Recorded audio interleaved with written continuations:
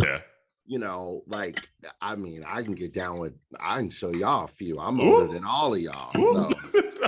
But I'll show you who I really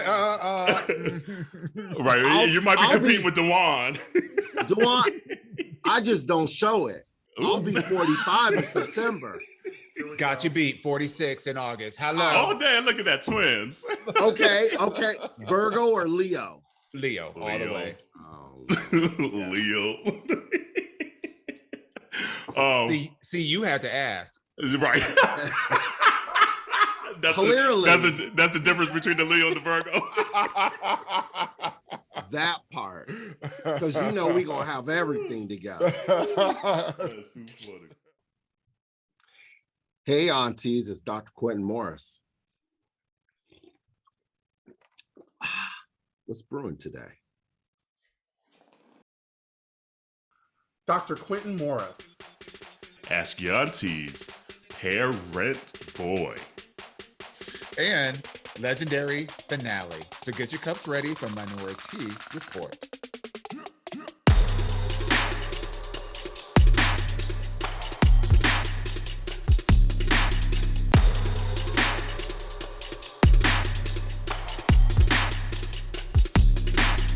Hey, welcome to Minority Report. It's Auntie Carell. It's Auntie Dwan.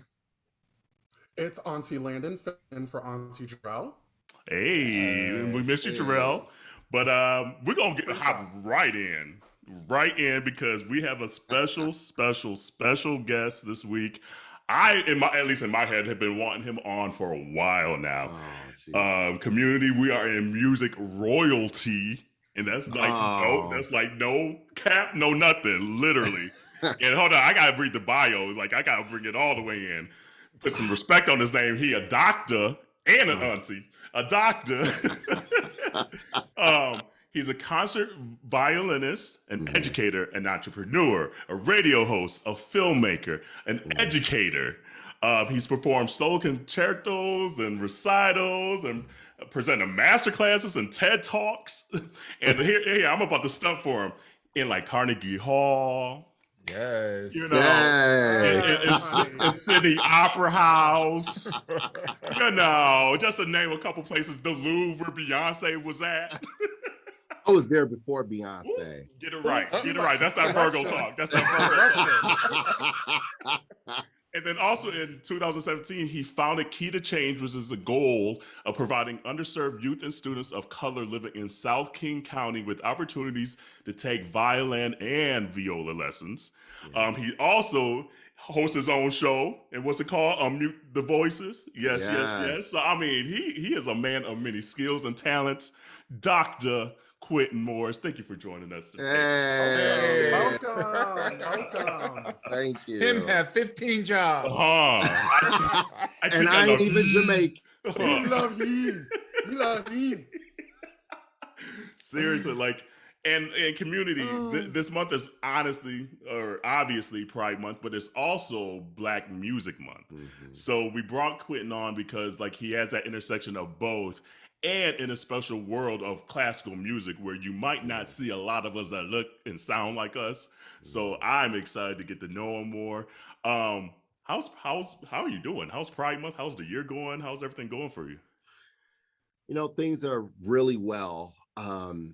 It's a really exciting time right now. I think, especially in our country, while there is a lot of turmoil and strife and conflict that has been occurring, and it seems like every time you turn around there's something that's happening. There's also been, I think, some really amazing innovative projects that have transpired and happened, especially for people of color. I feel like our voices are being heard more and more, especially over the last 24 months than ever before.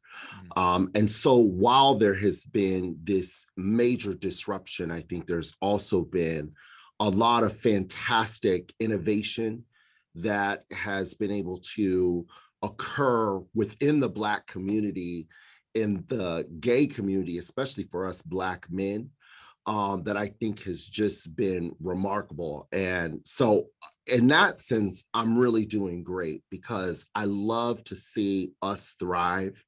And I love to see Black excellence, especially from gay Black men. I grew up,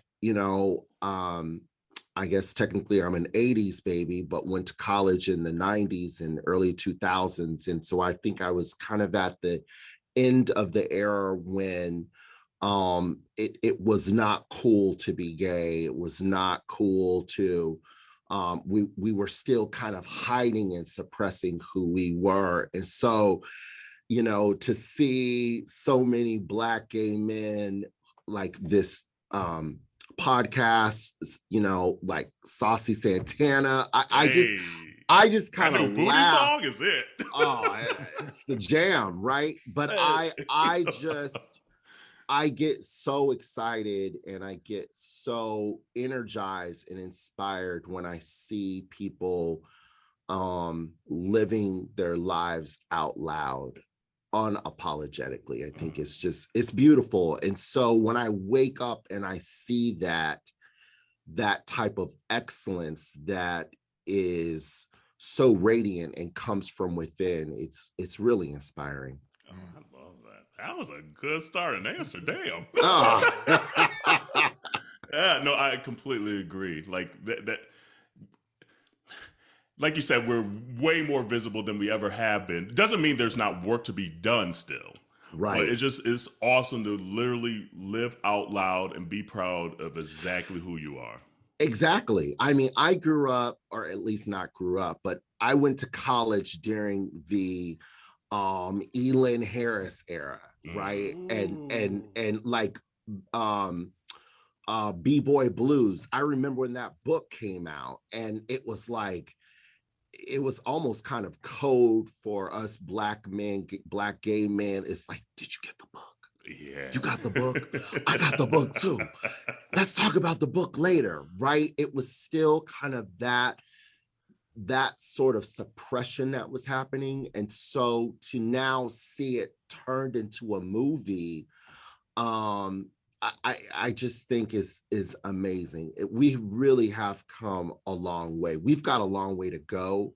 But when you really think about the Black man's story, the Black gay man's story, we done come a long, mighty, mighty long way. Where's my tamarine? That's true. What is your favorite Elin Harris book? Ooh, that's hard because they're all told a different story. Of course, I love the first one. Was it Invisible Life? Yes. Right, with Raymond was introduced, but Love Just As I Am. I think actually I came out after reading that book. Yeah. But I also love the crazy character Yancey. Yes. And her crazy mama Ava, and all that drama. I mean, like it's interesting.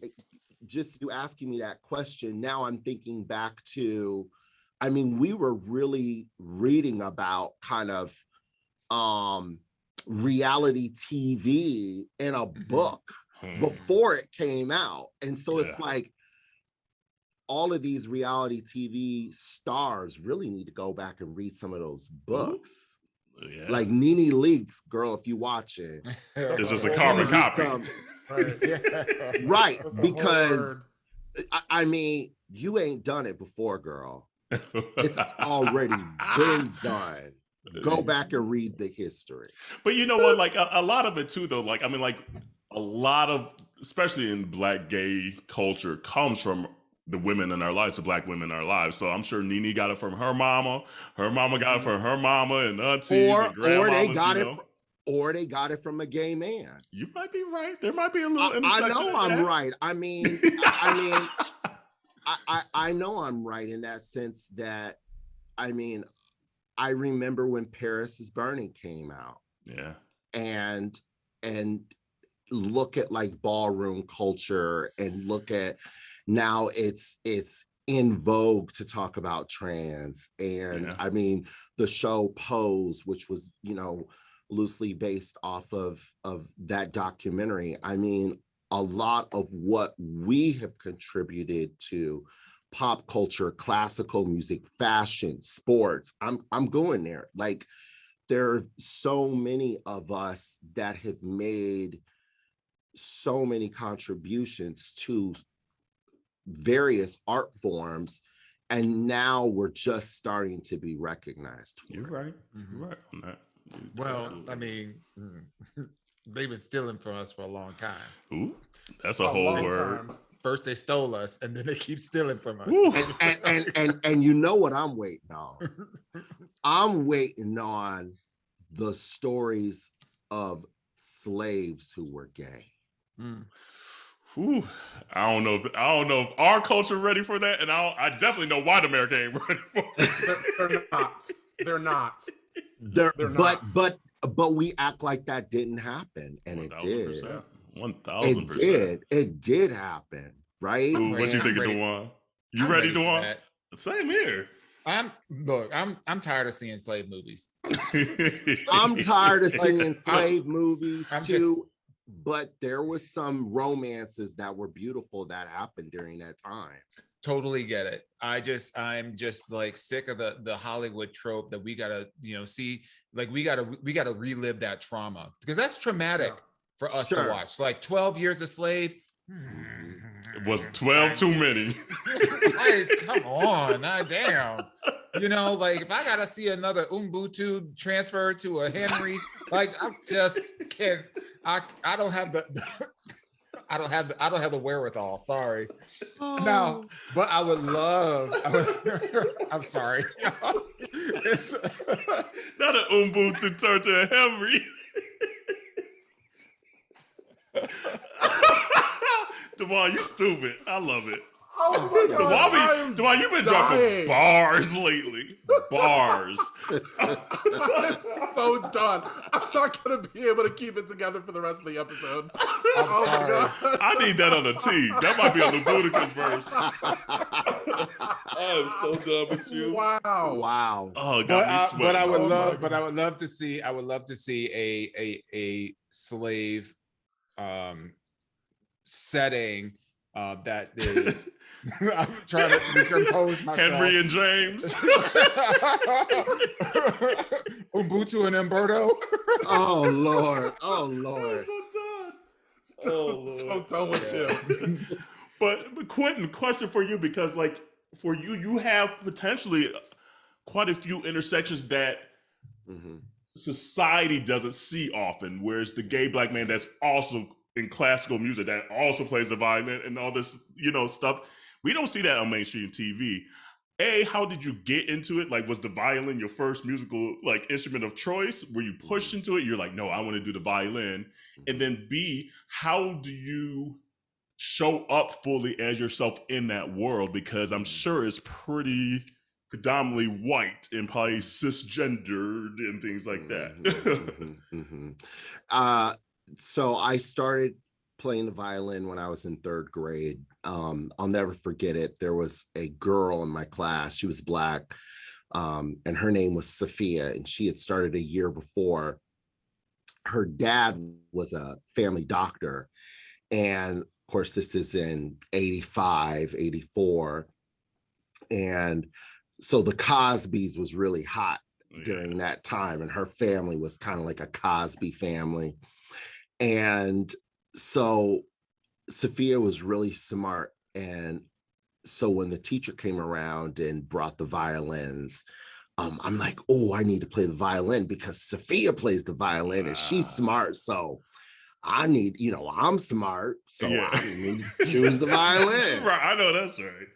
And so that was, it was positive peer pressure, I would say, or influence that. Have you told Sophia this story? Is Sophia still out here? And you know what? Wonderful. Sophia is a doctor, just like her dad now. Love that. Love that. Yeah. That's awesome. Come on, Sophia. Yeah. She really inspired me in third grade. And And then the following year, I actually picked up the French horn. And so I juggled both instruments from elementary to high school. And then when I got to high school, you know, violin kind of took over more. And so I just kind of stuck with it. Showing up as a Black gay man, you know, I think I, like a lot of Black professional men who are gay, I think I went through different phases in my life where, you know, there was the phase of coming to acceptance of who I am. And then there was the phase of in classical music, more specifically, competing with my blonde hair, blue-eyed peers. Yeah. Right. And that's real of like, they're gay and they're considered pretty and they're considered, you know, the all-American dream. And so there was that kind of peer pressure of, okay, you got to be super in shape and you've got to be super smart, really prepared and super talented. And there was all of that. And then I think there was just me, as I kind of climbed the ladder of my career or built my own career, I started to just really accept who Quinton is and not worry so much about what people thought or said or anything about me. And now I'm truly 100% authentically myself. And and I also recognize, because most of the spaces that I'm in, I am the only Black, that I'm not just representing for myself, but I'm representing for a community of people who may never ever see me in that space. All right. And I'm okay with that. I'm okay with that. And I think that that is a choice I made some years ago, with understanding that I represent a culture of people that's extremely dominant, extremely talented and well-versed in many different avenues. And I am just one very, very small piece of that community. And when I focus on that, it makes me just kind of hold my head a little bit higher, in all honesty.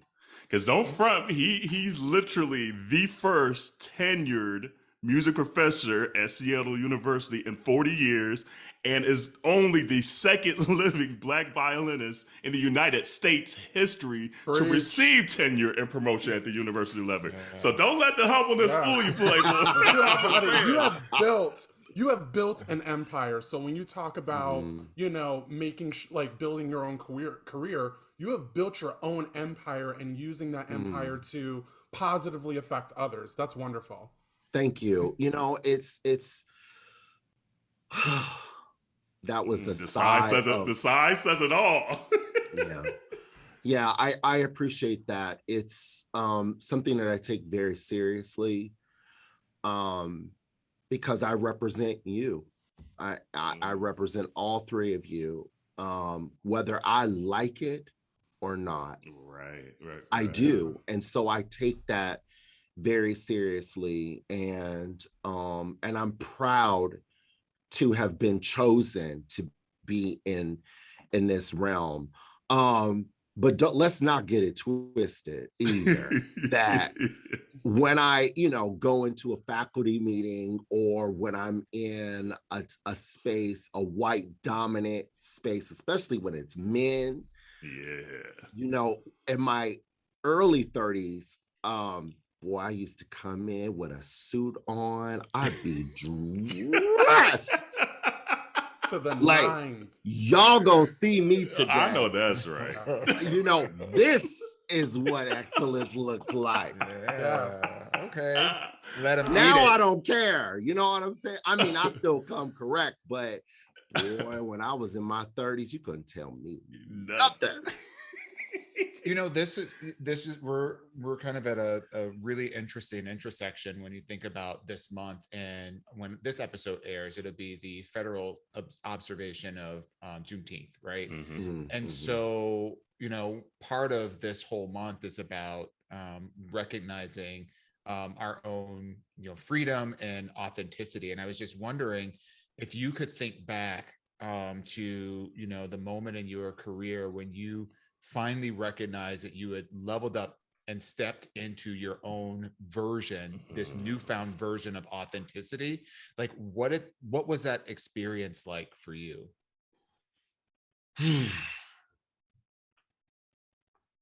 I can't think of one particular moment. I think that there were several different moments.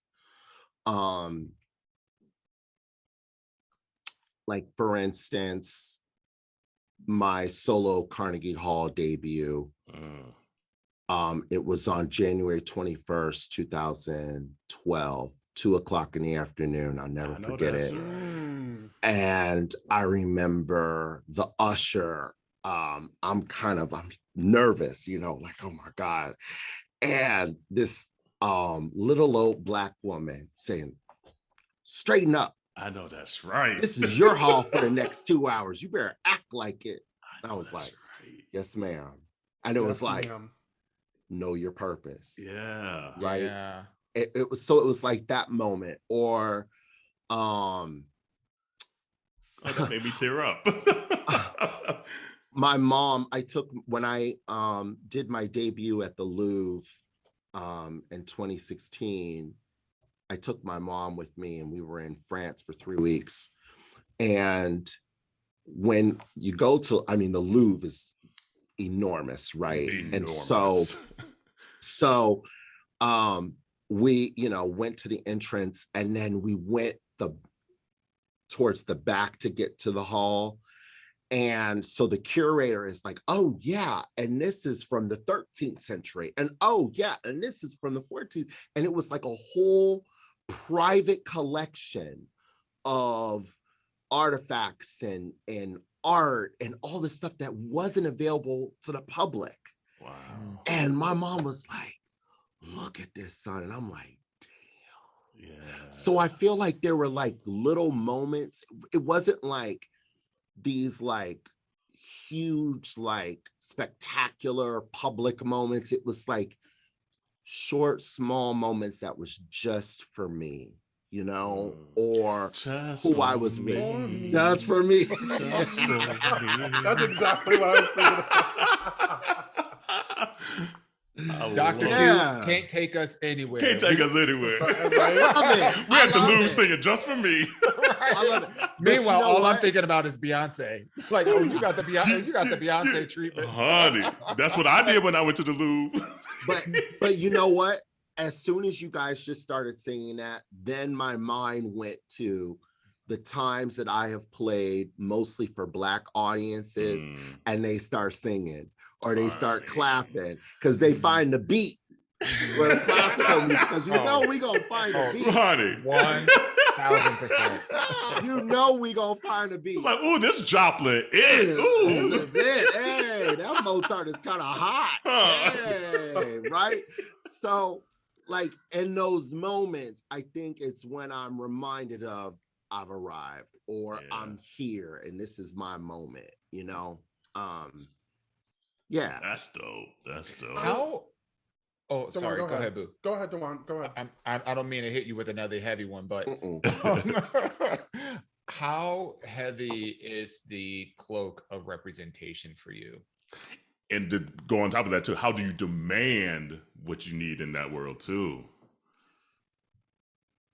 Color and context. So for color, a lot of us, when we get to a certain level, whether it's in our profession or, entrepreneurship or whatever, a certain level, I think particularly Black gay men feel the burden, and the responsibility to show up in a way that paves the way for other people and to reach back. And so I'm just curious, in your space where there is just so limited representation, you know, at that intersectionality. I'm just curious about, you know, how do you feel about, you know, that responsibility, that burden, that desire, whatever you want to call it? You know, I don't look at it as a burden anymore. I look at it as my life's work. And when you're doing your life's work, you know, it's like the flow of life. It ebbs and flows between good moments and bad moments.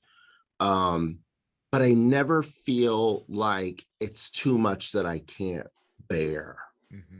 And I think one of the reasons why I approach my life in that way is because I just show up prepared. That's a word. And I think when you are prepared, or as a lot of people like to say, over prepared, and I don't necessarily believe you're ever over prepared. I just believe you're either prepared, and when you're prepared, then you become competitive. And if you're not prepared, you're not competitive. Or you're not ready to meet the moment of opportunity that could be presented. So when I show up in spaces, in my line of work, whether it's in media, whether it's in teaching, or in my business ventures, I'm always prepared. And I feel like I have become known for that. And so now people expect a certain level of excellence and expect a certain caliber of artistry or pedigree from me. So automatically people straighten up, or people kind of rise to the occasion because I set the bar of excellence. Come on now. So I don't necessarily look at it as a burden, and I think also that just has come because of age and knowing who I am. And I just don't care so much about what other people think about me anymore. I just don't. Yeah. And getting wiser. I was going to use another word. What would you going to say? Vintage. But isn't getting wiser just a level of just release? You know, like you don't have to hold on to some of those tropes that, you know, like, oh, I care what people think about me, or I care about how I show up in other people's eyes. It's like you just lean more into who you are. You lean more into your own, what works for you, what serves you. And then if it don't, bye. Bye. And I would say freedom. I feel free. I feel free to express who I am. I am not ashamed of what I like. I am a classical musician who works in very dominant white, cis, male gender fields. And I'm okay with that, because let's not get it twisted. You will not beat me. If I'm your partner at the spades table, we are winning. Right. And not the euchre table, the spades table. Look, spades or bid whist, I'm gonna go there with you. Not all the black folk know how to play bid whist. That's true. I don't know how to play it. I'm not gonna lie. Hello. And real quick, before, because I know Landy, you got a question, but real quick, what's your auntie name? Let's get that out there. Oh yeah, damn. My auntie name is Auntie Aqua. he said water first. He said aqua. No, did you end up with bubbly? Right, bubbly. Auntie Bubbly Aqua. Okay, let me change the library. Bubbly. He said, I said what I said. It's all water, damn it. It's just bubbly and delicious. Okay. Yes. Here for delicious. Landy. I wanted to ask you about Key to Change in the organization that provides violin and viola lessons for middle and high school students. Do you find, I would love for you to talk about that, and do you find that there is a link between classical music and improvement of mental health? Oh my God, yes. Yes, yes, yes, yes, yes. So I founded Key to Change 5 years ago. We're a small nonprofit organization. We serve underserved students in the South King County area, which is in the South Seattle area. It's called basically the Forgotten County because gentrification, of course, took over Seattle, pushed and displaced mostly Black, Hispanic, and lower economic, the Asian community to the South King County area. So I work with, when I'm not at the university, I'm working with middle and high school students. I absolutely love it. We have students in our program who have disabilities, whether they are emotional or physical. We have a student with, we've just had some students with some major challenges, and they come into our program and thrive. And the reason why they come in and they thrive in our program is because not only do we meet students where they are, but we treat them as individuals. And what I mean by that is, in the education world, at least in classical music, it is doused in white supremacy. I'm the teacher, I'm here. You're the student, you're down here. What we teach our students is we are all on the same playing field, which means that learning is a two-way street. So while I expect you to come prepared, and so that you can learn, you as the student also can and should expect me and the other teachers to also be prepared. And when we as teachers are not prepared or not giving 100%, you have the autonomy to call us on it. And awesome. and so when we do that, it shifts the power.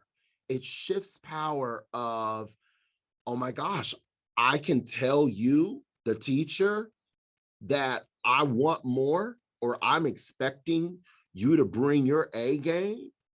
I don't care that you was tired last night. I'm expecting you to teach me.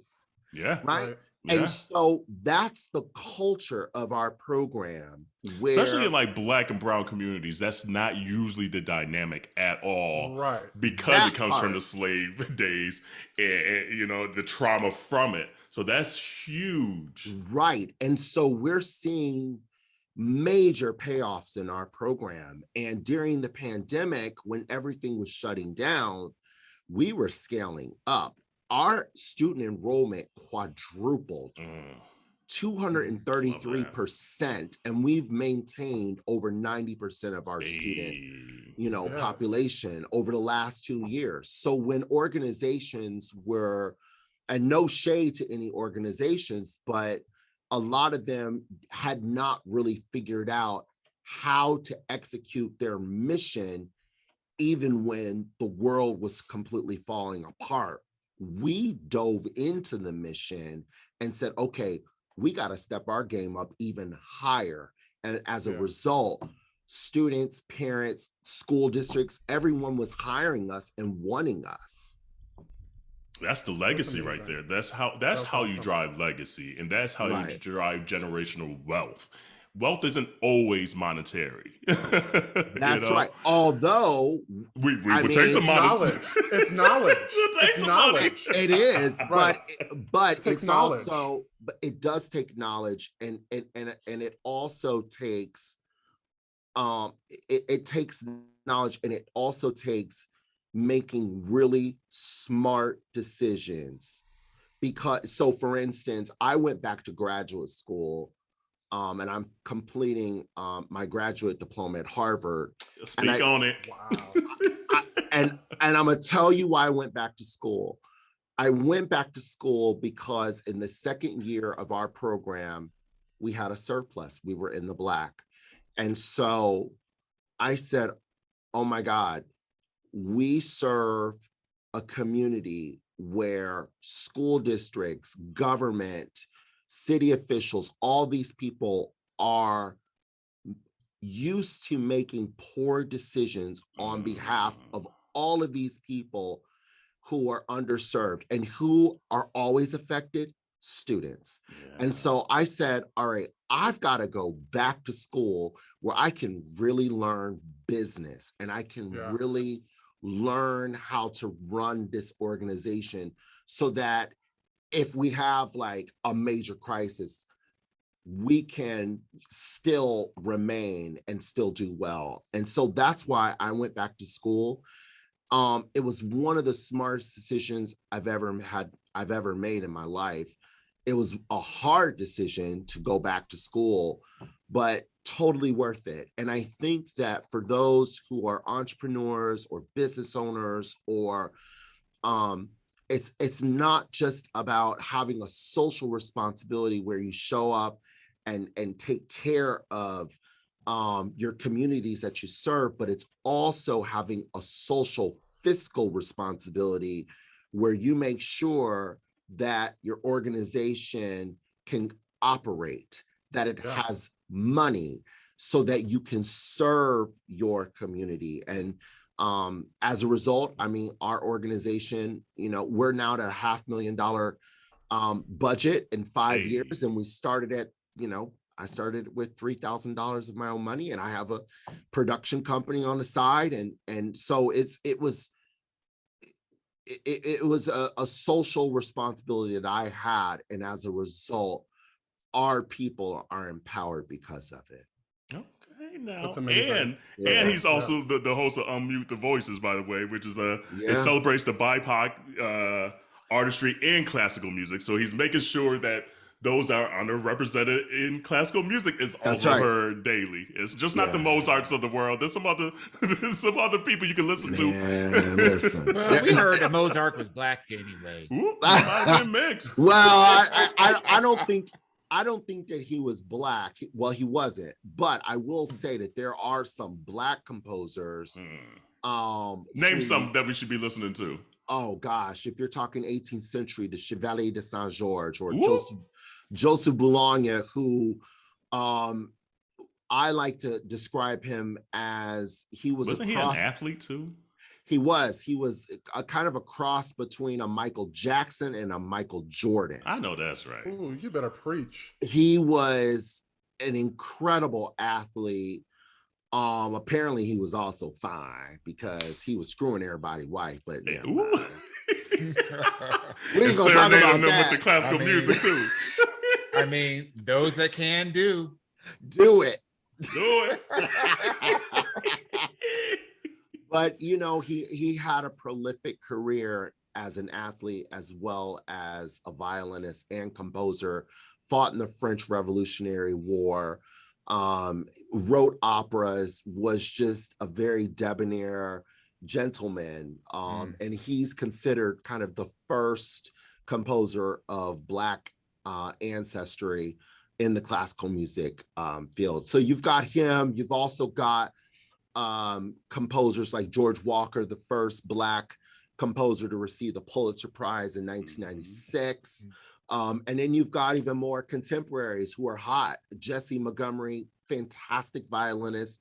She is the composer in residence for the Chicago Symphony right now, finishing a doctorate at Princeton. She's killer composer. Everybody loves her and her music. And so you have an array of composers and then of course performers. Ty Murray, incredible violinist Black woman who is professor at Yale, and you've got Melissa White, who's part of the Harlem Quartet. And then of course there's a Sphinx organization. You've got Stephanie Matthews, the first Black concertmaster, which is the first chair of the Oscars orchestra. That just happened. So I mean, you've got all of these people who have been out there, who are doing this really powerful, impactful work that we'll read about them in history books. I love that.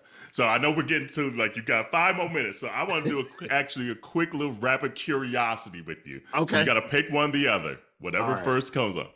Violin or viola? Violin. Okay, then. I mean, I'm a violinist. I'm just saying. Mean, you know. Carnegie Hall or Sydney Opera House? Carnegie Hall. Okay, that's what's up. I mean, I love Sydney too, but Carnegie, world famous. Your favorite piece to play? Oh, it depends on the day. What's today? Well, I ain't playing today. Oh man. What's the one where you're like, damn, I wish I wrote that? Ooh, I've never been asked that. Joseph White, Cuban composer, his violin concerto in F sharp minor. Fantastic recording. I gotta plug it with Aaron Rosanne and the London Symphony Orchestra. Okay. Oh, that piece is fire. Right. Fire. Favorite key? Like food, it depends on the day. So if it's D minor, that means composers wrote in specific keys to mark a specific feeling. Mm-hmm. So for instance, D minor is considered the death key. Yeah. So C minor, along with kind of E flat major, were kind of the more heroic keys. Like if you're trying to go save somebody, you're writing in E flat major or C minor if you want a darkness to it, or A major, which is more bright, sunny. I like to call it the sunny key. So they all have kind of their own characteristics. Okay. Beyonce or Janet? That's the one that made it. Right, his soul was like, damn. I should have left this conversation 2 minutes ago. Boy, you almost made me say something.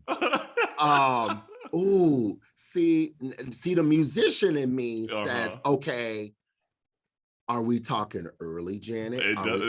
Are we talking rhythm? See, Dewan and Jarrell get on me for that same shit. They get on me. Right. They get on me for that same shit. We ain't doing that. We're not breaking this down by we're not breaking this down by 10 years. The decade 2 of Janet versus decade. No. Catalog. Oh man. Okay. For music, damn. I'm gonna go with Beyonce. Oh, there you okay. Go. Wow. I'm gonna go with Beyonce. I am, because I respect her. I recently met her mother at a dinner party. Really, really nice woman. I am gonna go with Beyonce because the thing that I respect about her, obviously, entire empire herself, but Beyonce don't be in no mess. Sure don't. She don't be in no mess, and love Janet, but girl Beyonce don't be in no mess. What kind of mess did Janet don't be in that into? much mess. Hold up, we ain't even hear about half of her relationships until last year. With the Right. Beyonce was You ain't heard nothing about Beyonce relationship. Well, the elevator. the elevator, exactly. Right, He said, of course, shit go down when there's a villain in the elevator. Yeah, but and I guess it was Solange, though. There was a launch footage. We all got that one relative. Hey, you know what? She was in her corner, minding her business. Sure was. While Solange got down and let Jay-Z know what the tea was. I know that's right. Yo, but hold up. But how about nobody wants to talk about the fact that Solange spit on Jay-Z. Solange don't play. Oh, yeah. Oh, I didn't know Nobody Don't play. talks Yeah. about that. Yeah, Yeah. watch the video again. Yeah. Solange don't play. Wow. Yeah. She I said guess that Houston, was a- Texas, baby. I guess that's a compliment from last week. Right. When y'all said I was They call you- Solange. They call you Solange. Quinton, I love them all. we could talk to you all day, boo. Like, you Right? got to come back Yeah. on. You're welcome whenever Yes, you want to. please Tell do. them where to find you in all the ventures. Google. Whoop. And there you have it, folks. She said Dr. Quinton Morris. Put some respect on my name. I mean, Auntie I'm Doctor. just saying. Hey. No, that's right. Thank you. We wish you nothing but the most Thank you. Yeah. success, like the legacy you're leaving for folks that look like us and sound like us. Incredible. Keep it Thank up. you. We're rooting for you. We're on your side. I Thank really you appreciate that. for coming. Thank you. Absolutely. Oh, this was awesome. Oh, Thanks for having me. We're gonna have to have you back. honey. Listen, Soon, we- ASAP. I would love to come back. I really would. I love you guys, and I follow you on Instagram, and She be in the DMs, be like, she be commenting. yeah, I love it, and I love everything that you guys stand for, and I love how you also uplift our community, which is extremely diverse, and I think Yeah. that's so important because, again, as Black men, it's kind of like where people assume that if we're Black that we only gonna uplift Black, and that's Right. not true. Right. That we are for all people, you know. And so I appreciate that. I appreciate the diversity and the spectrum of unity that you all display across your Aw. platforms. I Yeah. appreciate that. Thank you. Beautiful. so much for that. Yeah. Yeah. Aw. Yeah. Well, community, check out all the composers he done name drop. There's some Black Yeah. composers out there that we need to be putting on these Spotify and Apple Hey. playlists and shit. So I got some homework to do tonight. Alrighty, love. We All love you. right. Take All care. right. Take care. Thank you. Thank you. And on that note, I guess we'll take a quick little tea break. We interrupt this episode for very important information. That's right. You've been asking for it for a long time, and we have heard you. Yep, it's been a long time coming, but it's finally here. Yo, Yo, Aunteas Aunteas have Got merch! Hey! That's right. You know what? We got tees, we got long tees, we got sweatshirts, we got fanny packs, there's just a whole gamut of stuff out there. So go and check that out. We are so appreciative of your love and support, and we are so excited to launch it. Girl, where can we find it at? Ma'am, they can head right over to minorityReport.com to check out the selection. That's right. That's MINORITEA report.com. Woo! I'm about to go get me some myself. All right, ladies, what time is it? Ask Your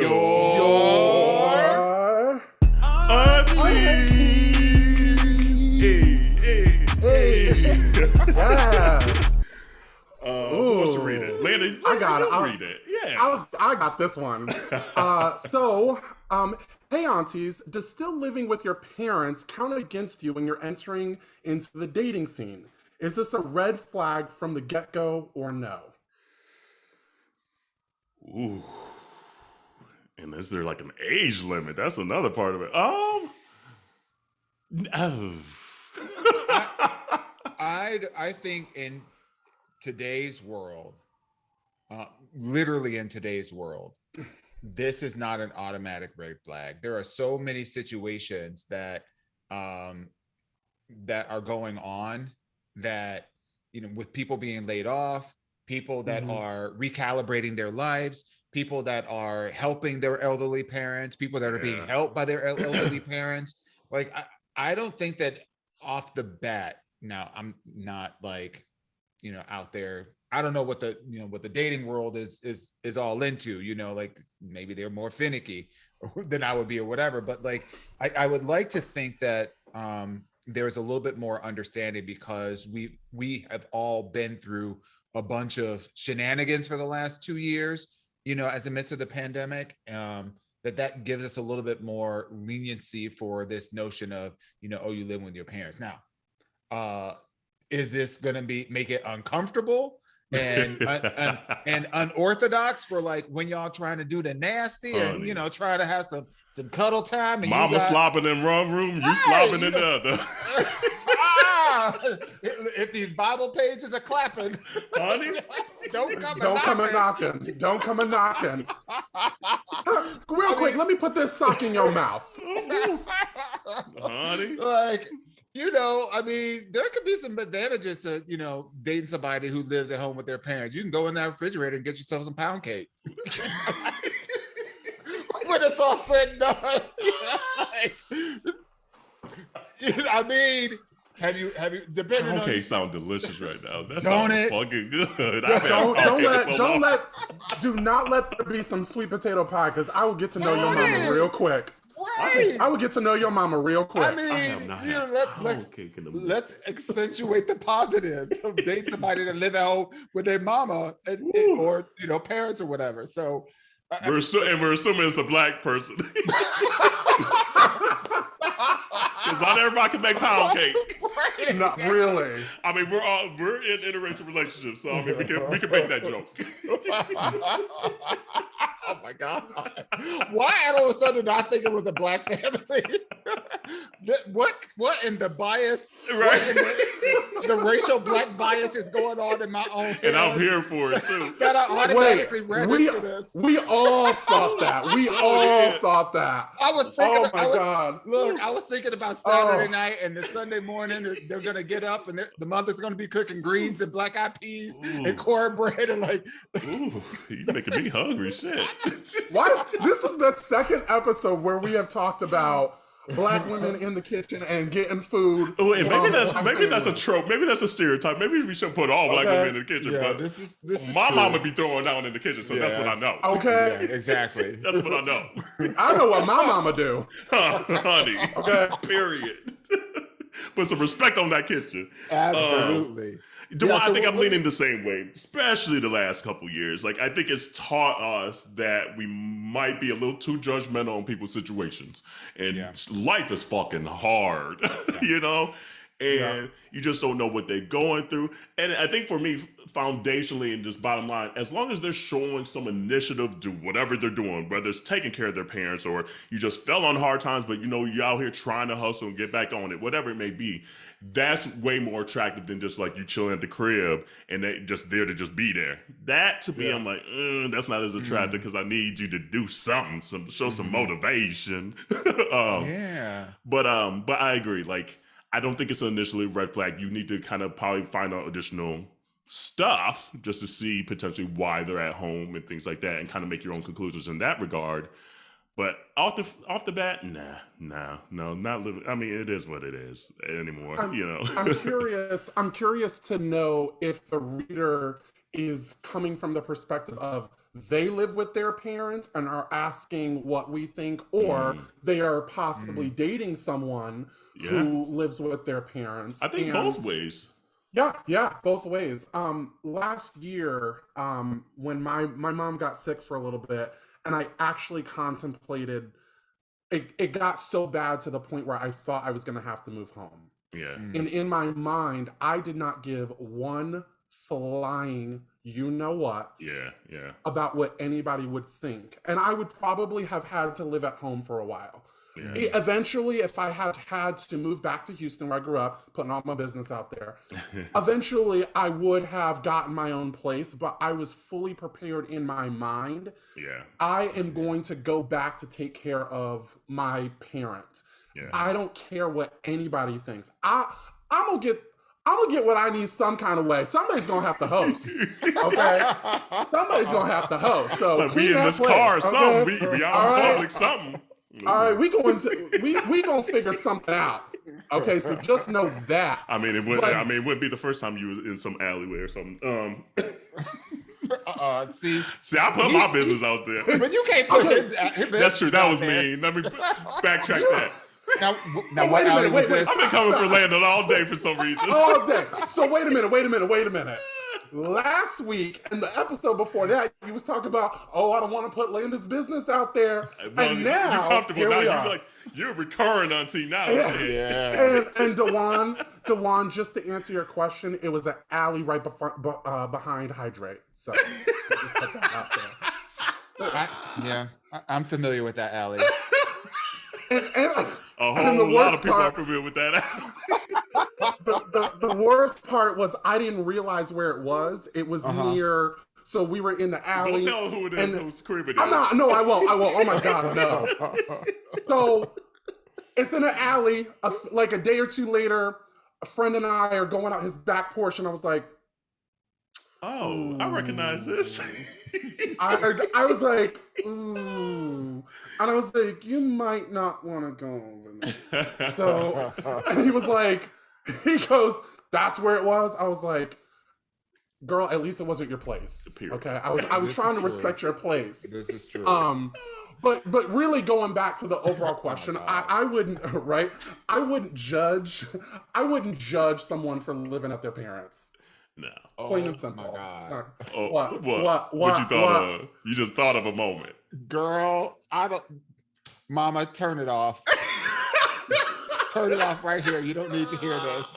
Ooh, I'm ready. This is a good one. Damn. I just had a flashback of, way back in the day when I was like in my early 20s or whatever, and I didn't have a car at the time. And so my friend would come over to pick me up. I was living at home in Maple Heights, and we would like drive to the bars all the way on like the west side of Cleveland, which was like a good 30-40 minutes drive from our place or whatever. And I started kind of like seeing this guy. We weren't really dating because we weren't going out on dates because I didn't have a car and I was living all the way in the suburbs. And I remember, oh God. Wait, hold on. Is this different than the air conditioner story? Yes, this is 100% different. I remember. I'm not ready. At the end, we would go out to the club or whatever. We would be hanging out or whatever. And then, like, when we were getting ready to go, the three of us would hop into my friend's truck, and he would drop my. We weren't even boyfriends or whatever. We were just seeing each other. But I remember I would always fuck him in the back of his house because he lived at home with his parents. And so they had a sunroom in the back of the house. And so I would go to say goodbye and then get the deed in. Right there. Meanwhile, I was just sitting here thinking, my friend is waiting in his car, waiting for us to come out. And this did happen like 8 times in a week, like 8 weekends in a row. And he was just sitting there. Like, and he mad as hell because he ain't got no one to fuck himself. What the hell was I thinking? I mean, girl, early 20s is something different. You are not thinking about your friend when you are getting a piece. You are not thinking about your friend when you are getting some, okay? No. Sorry, friend. I was a horrible Sorry, friend. You are not thinking of your friend. Yeah, you know what? You are a horrible friend, but we still love you. Yeah, I growed up since then. Hey, I don't take advantage of people like that. And we've all had situations where we're like, well, damn, like shit. So it's just part of the life. I mean, if I think back to that 20-something-year-old me, I didn't give a shit that he lived at home with his parents.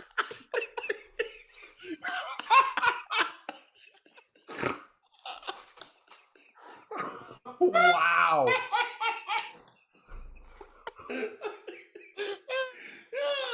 It's like, oh, this sunroom is decorated nice. I don't even look. I just remember the door creaked. That's it. I love your blinds. I know, that's right. Oh my god. Oh my god. Oh my god. That was a flashback. You're welcome, I guess. The alley, the sunroom. Wait, what was the question again?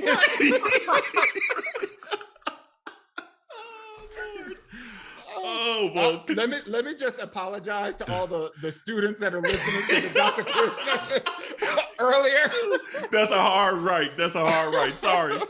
Some of y'all might be able to relate to that story. Honey, it is what it is. They're going through it right now. Yeah, you'll be all right. They're going through it right now. Oh my god. Oh, well. I'm sweating.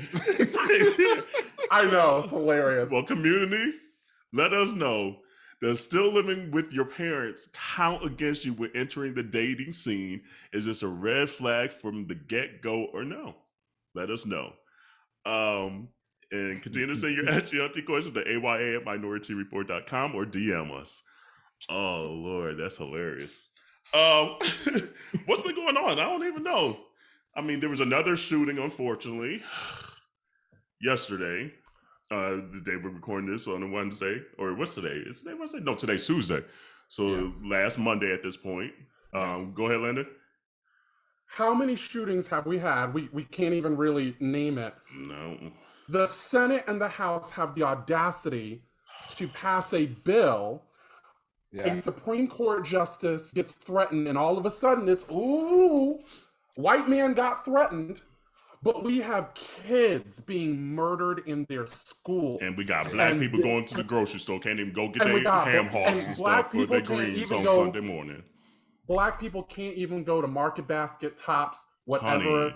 Can't Wiggly, even wiggly. go to the grocery store and come back home. That at the end of the day, when I think about like my day, how do I make it home? How do I make it back home to my family? And we have situations out there. We have these mass shootings where people are not making it home, but y'all got the audacity to take quick action on a Supreme Court justice who doesn't give a fuck about anybody but people like himself. Yep. Fuck out of here. That's all Take it to the polls. Take it to the polls. Take Take it it to to the the polls.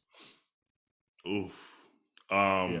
So I know we haven't talked about it on this podcast because I don't think anybody's been watching it, but I just finished the season finale of Legendary, and I need to. and it was a slow burn for me. I Okay. think we talked a little bit about this in the beginning because I was like, I know Yeah. Jarrell was kind of like feeling some of the houses, and I was like, they were doing. I don't know who did the casting, but Ooh, these groups were not great. Like COVID kind of had a the first half of the season, I will say, is just weeding out the houses that should have never been on TV. What episode should I start on? 7. This season. How many episodes? 8? I think 8 to 10, something like that. Duly I noted. mean, I trust and believe. Like, absolutely. first of all, I love the platform and the exposure that these houses are giving. I think Kiki as a new judge is serving everything that her critiques are so spot on. So see, I almost want to just like forward to the end and listen to her critiques. Well, I mean, you can't because forward to the end of the performance. Oh yeah, because it's per group. Yeah, never mind. Yeah. So 7. Yep. Episode 7. Just go there and then just go on. Because somewhere after the middle, I don't know what happened. I don't know if production kicked in and said, y'all got enough of these, kind of half-ass performances. Y'all gonna do it and do it and do it again. And then we see the final version. You know what I mean? Like, TV magic, Yeah. But something happened where not only the production value was always great, it was just the performances were lackluster. Just lackluster. The costumes were amazing. The set production was amazing. Even like if you remember last year, when they had them record like their own like songs or whatever for them to dance to and whatnot, which was a little bit trashy. I think not trashy and it weren't great. Not trashy and like the content, right? It just the wasn't quality good. wasn't. But good. I think as a music aficionado, Carell, I think that you would really appreciate the leveling up of the music behind the performances, and the performances match the music. So that was phenomenal. And the guests that they have on the show are great, but literally the first 6 episodes, you're just like, why are you here?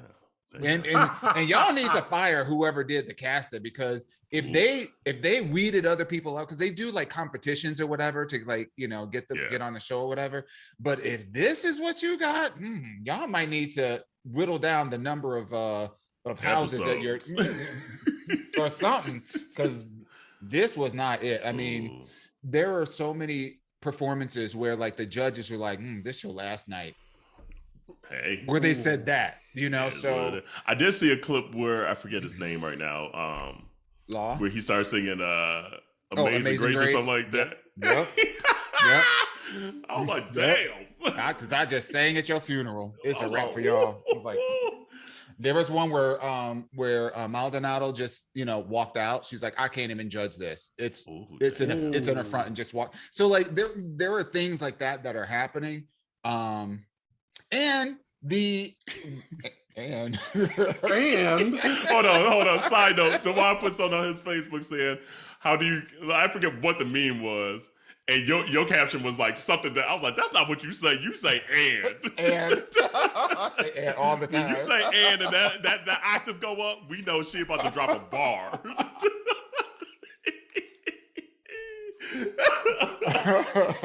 Yeah, it just. The show does a great service to that particular community, to our community, whatever, and we want to support it. It's just it just wasn't it the whole season. But the last couple of episodes, like the last 4 episodes, phenomenal. Okay. Phenomenal. That's where I'll start. Season finale.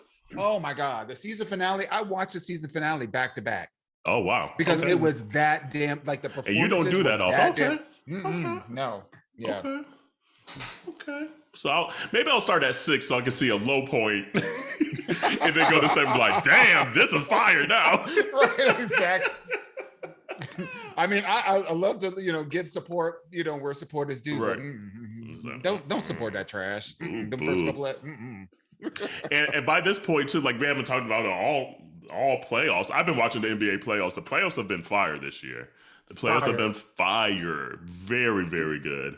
So obviously the Warriors and Celtics are battling now. As of now, it's game 6 coming up. The Warriors are up 3-2. So by the time this episode comes out, we'll probably already know the champion. But just want to throw that out there that the playoffs have been fire this year. It's been very, very good. Who you guys going for? I don't have a horse in the, is that what they say? A horse in the race? Skin in the game. Skin in the game. My husband loves some Stephen Curry. That's his boyfriend. So I guess I'm rooting for my husband's boyfriend. Wait, Dewan, did you said I don't do the sports? You don't do the basketball? She does tennis. Serena's going to be back. Tennis. Serena announced today that she's going to be back for the grass court season. So we'll see how she looks. She's starting with Eastbourne and doubles to kind of get her feet underneath her. She's not with Patrick anymore, though. Big booty Patrick. Ooh, hey, Patrick. Ooh, he's handsome. That's a man, Maury. But I was kind of expecting her to have lost a lot more weight, to be honest with you. And not like no shade. That does not mean like shade. I mean, she's still like she's in a great fighting athlete, shape. right. Yeah, but I would have thought, just with the amount of time that she took off, that she'll be working on not only her fitness but her dexterity and all that. She was been a movie star. That King Richard, she was out here at the Oscars and the Golden Globes and Paris and Fashion Week. Honey was living her life. Speaking of, did you hear about? I know we're just going like a whole hodgepodge of topics, but we were talking with Jennifer Hudson establishing EGOT status. Yes. 1,000%. Yeah. The second black woman behind Whoopi Goldberg. Yeah. To get that EGOT. Hey, stand up. And that's cool. Like, I mean, that just shows you meeting, like Quinton was saying earlier in the episode, meeting opportunity. She showed up American Idol. People thought she was just going to be one lane. A lot of people thought she got voted out too early and things like that. But taking that opportunity to say, hey, I know this is a platform. Let me take it somewhere else. And now, literally, here we are, maybe 15 years later, and she's an EGOT. She has an EGOT. That's amazing. That's incredible. From south side of Chicago. Come on. So I didn't know that. Yes. That make you want to get your tambourine out. Honey, so that's dope. And then congrats to that play. Let me look it up. That Black Queer play.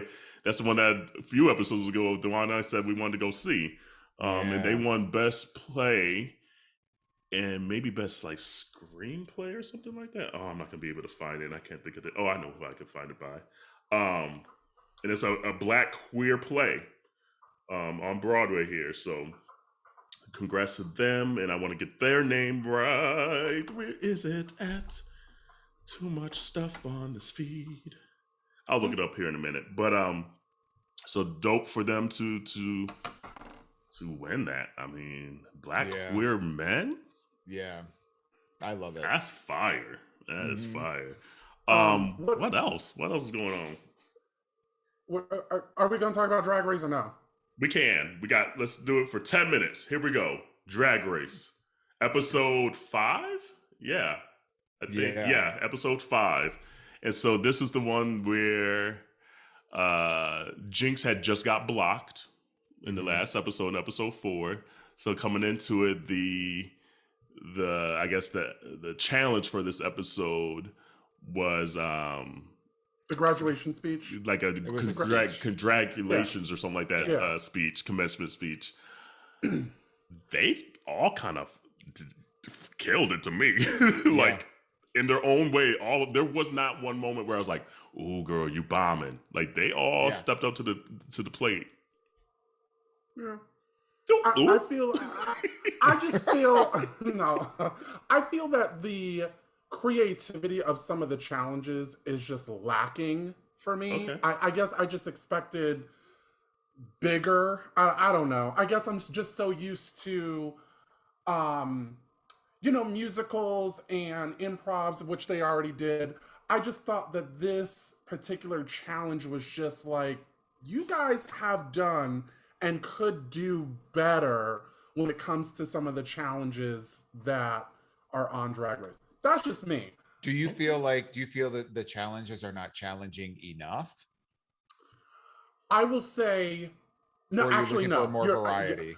I would say more. I would say actually both. I don't think that they're challenging enough, and I would look for more variety. However, I will say I do like when they're, they have the runway and the category is. I will say that has been fire for me, for sure. Okay. But the actual maxi challenge itself, I'm just like, okay, I'm gonna watch, but that don't mean I don't like it. I don't like it. I do feel like they lucked out with an incredibly talented cast. 1,000%. For sure. And I think one of the downsides of having an incredibly talented cast is that you don't have somebody that is underperforming, because they're bringing their the whole team is bringing their A game. Yeah, for sure. And yes, there are varying degrees and people fluctuate depending on the actual challenge itself. But there's no real weak link in the group. Yeah. So you miss out on that dynamic, the complexity of the dynamic. And the lows that most seasons don't really have. And on top of that, you've got the fact that there's no eliminations. Right. So, you know what I mean? So there are no and the critiques are super, super soft. I would imagine. I think that what this season really needed was they needed to give harsher critiques, because they elevate the level of game is so much higher that don't be sloughing off on this and just making this a whole compliment fest. Tear into them bitches. If somebody stutters over their words, you gotta split hairs. You got to do the same thing here. Yeah, no, I agree. Split some hairs, split some booty cheeks, split something. We split something today. Right, damn, give us something to look forward to. No, I agree with that statement. But I mean, I see both sides of it, because going into the season, I was saying I want to see them direct a movie. I was saying some high crazy stuff, which might not be honestly realistic. I know that. And we still have half a season to go, so it's just they've already done Snatch. They've already done a lot of things that they wait to later seasons. So it's going to be interesting to see if they kind of start to ramp it up even more. Obviously, they got to do probably some kind of musical and some kind of dance number coming up or something. But maybe the latter episodes are something we have just never seen, that we're damn, that's going to really challenge and really separate who's going to win this season. I think it was a cool twist to give to see what it plays out. By the time this episode comes out, we'll know what happened. I can't wait. That was smart. That was smart. And that's very good gameplay. That's where the gameplay comes in. And honestly, that was a really nice twist that made at least me like reinvigorated about continue to watch. Yeah. Because I think once you get one or more of the girls that have 2 badges, that's when the real strategy begins. Right now, they've been playing cute. But when you get some girls that getting closer to getting Jason to Vivian, $150,000, man, $200,000 now. They're like, shit, that actually might be a nice little chunk of change.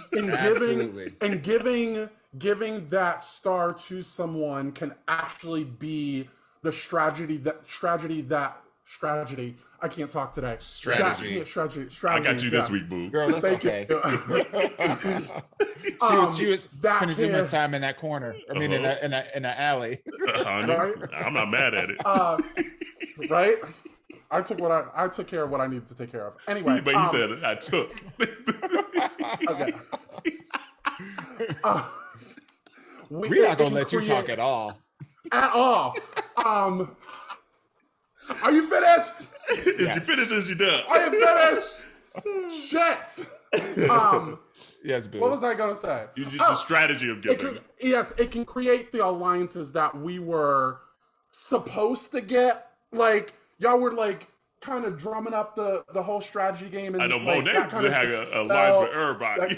That kind of just fell flat. So now this can actually create those alliances that. Yeah. That who would you give like how would you play Mm. this? Would you give it to someone that doesn't have any stars to even almost the playing field? Or would you, like you say, get an alliance and just hope that they'd be like, okay, if there's another chance to give another star, then I'm getting a star, or you get a star, I get a star. You know, how would you play this? Well, Raja finally got a star, so let's just put that out there because she had been getting robbed. Well deserved. Well deserved. Yeah. Yes. So who does that leave? Just Evie? Yeah, she's the only one now at this point. She don't deserve no star. You know, she's starting to ramp up though. Like she's starting to get into gear. And honestly, it's kind of how she won her season. Evie was like a middle to the end of that season where you're just like, oh shit, hold on. Evie's starting to leave these bitches behind. This season, I don't think she may win just because there's just too much talent on this cast. But it's kind of the same thing she did her season. How would I have played it? Let me think. I would give her a star. I'd give her a star just so that I wouldn't have to give a star to someone like Monet, some of the high rollers that already may have 2 stars. Yeah. And I would also want to pay it forward a little bit. So if you're going to give a star to Evie, right? Even though she doesn't really deserve it, that might pay it forward for whoever gave her that star later. Do you feel a certain kind of way about getting a donated star? Like if you were if you were in the competition, would you feel kind of way? Sure wouldn't. Thank you. No. I'd be like, let me step my exactly. It's like let me step my game up. All I know is I can control what I can control, and it's showing. Hey, I don't have a star now. I need to really step it up, and I potentially know what may be coming up. Give me a star if you want to, and guess what? I might leave your ass behind. So who should get? So who should get the second star? Because at that point, everyone's gonna have a star. Yeah. I'll tell you who not to give it to. Don't give it to. If you really want, if you want to think about how to play the game, I wouldn't give it to Monet, even though I love Monet. Yeah, Monet might not return the favor. Right? I wouldn't give it to Monet. I don't think that I would give it to interesting Trinity. It's people that I don't want to push them ahead to get the most stars. But that's the game though. I might give mine to Shay. Out of all of them, Shay might be the one that is like, you know what? Even though Shay's just too talented. Yeah. But I feel like out of like Trinity, Shay, because who won? Raja and Jinx. So out of Trinity, Shay, Vivian's blocked. So bye girl, you ain't getting nothing. Well, she can actually. she can't win the next She can be week. gifted. Oh, But she can right, give but she can be you're given a right. star. I wouldn't give it to Yeah. Vivian though. I wouldn't give it to Trinity. Trinity's been in the top the whole season too. Uh-huh. I feel like Shay might be the only one that might be like, okay, thank you, and I'll remember that. I'll help you out. What about if I Jada? can. What about Jada? Jada might be another good choice too. Though I think that's what it comes down to me. If it's outside of Evie, who doesn't have one, that way at least I know I'm not propelling anyone ahead of me. Right. But if they all have one, if I already see someone that already gave it to Evie, and be like, damn, I'm gonna give mine to Jada or Shay. I think out of everyone remaining. Who are you gonna give yours to, Dewan? I would give one to Monet for sure. Okay. Because she's been all about alliances, and I feel like, you know, like if she's been that upfront about that, let's get an alliance going. Okay. So you wouldn't fear that she has an alliance with everybody? Well, but everybody ain't giving her a star. You're right on that. So that's if I'm pushing you ahead, if because of my star you're ahead, bitch, I'm number one in all of your alliances. Yeah, I'm number one. So that's what as opposed to running the risk of everybody else. And then I guess I would give my other star to, I think, Evie as well. Yeah. Just because she, just to even the playing field. So that way, when the next challenge rolls around, it'll be that much harder for, okay, now who do you give it to now? Because now everybody has at least one star. Yeah. And that's not going to be the first time they do that. Now, too? That's not going to be the first time they do that. It's going to come up again. Yeah, for sure. Yeah, the season's been amazing so far. Yeah. Now it's about to get real good on the gameplay side. Yes. The strategy. That's what the straggler, whoever. And you know what? At least I didn't deny that I said that and be like, oh, roll a clip. Roll it back. Okay, roll it back. Euphoria. I will totally own my ish. I will totally own it. No, you did. What's up, you did that, we girl. love you, boo. Yes, he said roll it back. He said, and he was indignant. He was like, I know exactly what I said. I know. No, you did it. And I'm looking at each other like, okay, girl. He did it neck and all. He did it neck and all. He said, and we had wigs on. Euphoria. And community, if this is your first episode, A, subscribe. And then B, if you don't know what we're talking about, this was maybe, 6 to 8 episodes ago. I can't remember. Just look for us in wigs. That's the episode. Yes. And by the way, it's A Strange Loop on Broadway. Is the Black queer play that won. So I definitely want to check this out, Dewan. I'm going to roll up on to New York again and go see this play and make sure we support folks that look like us on Broadway as well to get these coins. So congrats to them. Congrats to Strange Loop. Hey, love it. Yes. I guess we're at the end here. I'm looking at the time here. Anything else on your hearts, your minds, your souls? Happy Juneteenth today. The episode comes out. Yes. Wear your black proud, boo. Wear your black proud. Wherever you at on the spectrum. I literally know that when Juneteenth became kind of a federal holiday, it was kind of like a lot of Black people were like, that's what y'all doing for us. Yeah. And I'm not trying to take away from that at all or downplay that. But I also actually I'm more appreciating the fact that it's a federal holiday because it's now created in the midst of all the people that are trying to capitalize on it. Mm-hmm. It has also created a significant amount of awareness around it. And the number of Black employees at different companies all across the United States that now have another platform to speak about their particular issues and to celebrate parts of their heritage and the journey and all that kind of fun stuff, and use that as a segue to advocate for more. I think, I'm so appreciative of that.